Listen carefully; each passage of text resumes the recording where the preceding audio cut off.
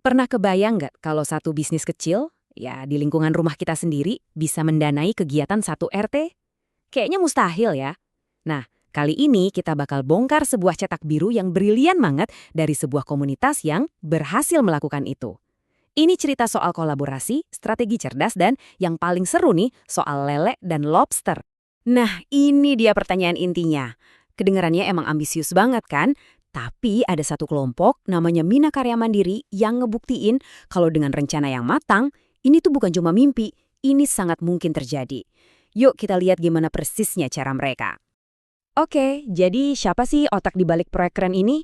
Kita kenalan dulu sama Mina Karya Mandiri. Mereka ini kelompok perikanan yang jadi bukti nyata kalau, tujuan besar itu bisa banget dimulai dari kolam ikan sederhana di lingkungan kita sendiri. Nama lengkapnya, Kelompok Perikanan Mina Karya Mandiri. Dari namanya aja udah kebayang ya. Mina itu kan ikan, karya ya kerja, dan mandiri artinya mereka berdiri di kaki sendiri, swadaya. Visi mereka tuh simple tapi powerful banget. Jadi mandiri secara ekonomi, dan yang paling penting, hasilnya bisa dirasain sama semua warga sekitar. Nah, ini dia kuncinya yang bikin mereka beda. Ini bukan sekedar hobi atau iseng-iseng isi waktu luang loh. Dari hari pertama, mereka udah niat mengelolanya secara profesional dan transparan. Tujuannya jelas, bukan cuma pelihara ikan, tapi benar-benar membangun sebuah mesin ekonomi baru buat warganya.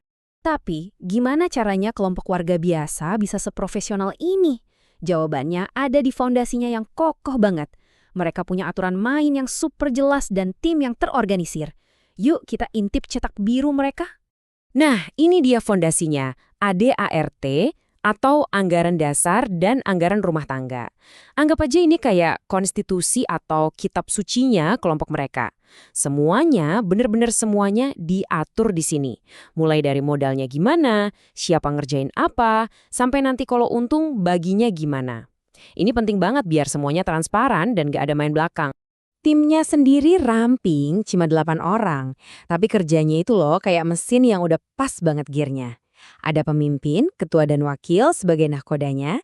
Terus ada tim admin, sekretaris dan bendahara yang mastiin catatannya rapi. Dan yang paling penting, ada tim lapangan yang jadi tulang punggung operasional setiap harinya. Oke, sekarang kita masuk ke bagian strateginya.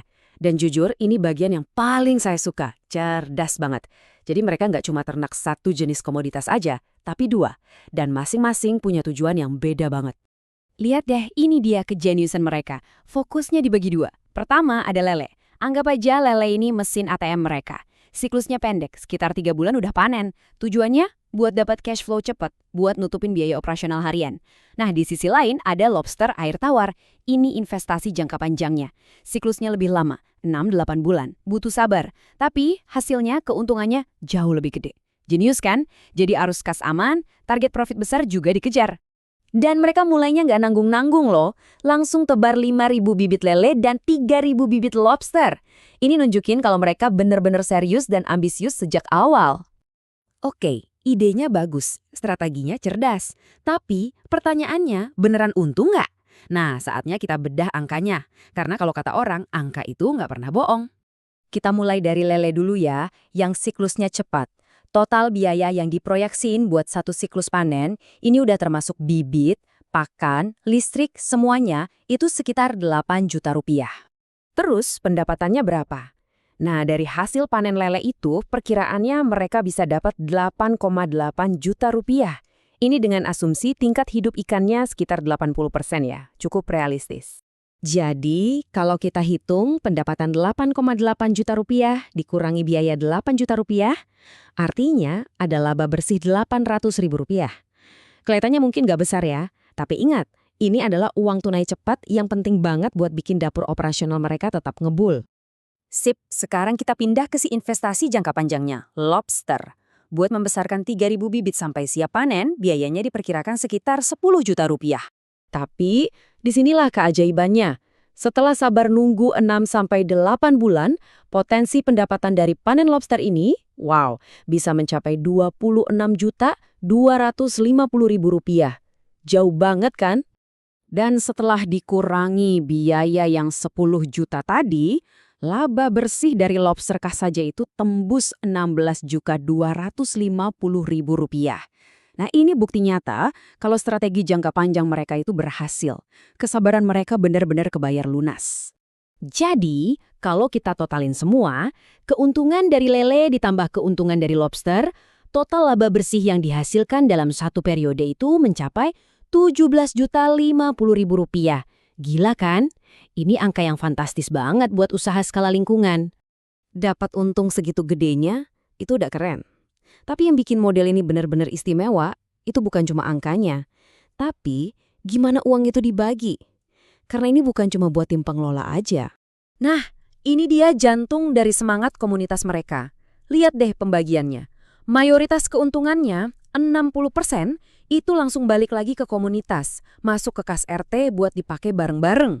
Sisanya 40% baru jadi insentif yang adil buat tim yang udah kerja keras. Biar lebih kebayang, kita lihat angkanya langsung ya. Dari total untung 17 jutaan tadi, artinya ada lebih dari 10 juta rupiah yang masuk ke kas RT.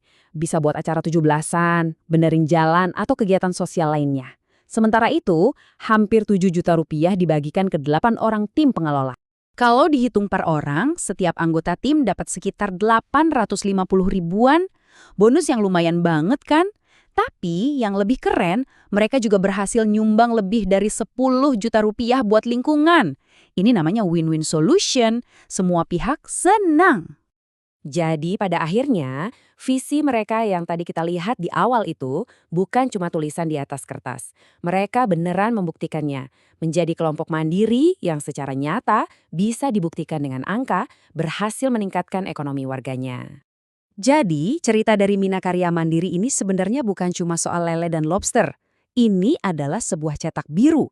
Sebuah contoh gimana ide, organisasi yang rapi, dan strategi yang cerdas bisa mengubah potensi sebuah komunitas jadi keuntungan yang nyata. Nah, pertanyaannya sekarang buat kita semua. Kira-kira cetak biru seperti apa ya yang bisa diciptakan di lingkungan kita masing-masing?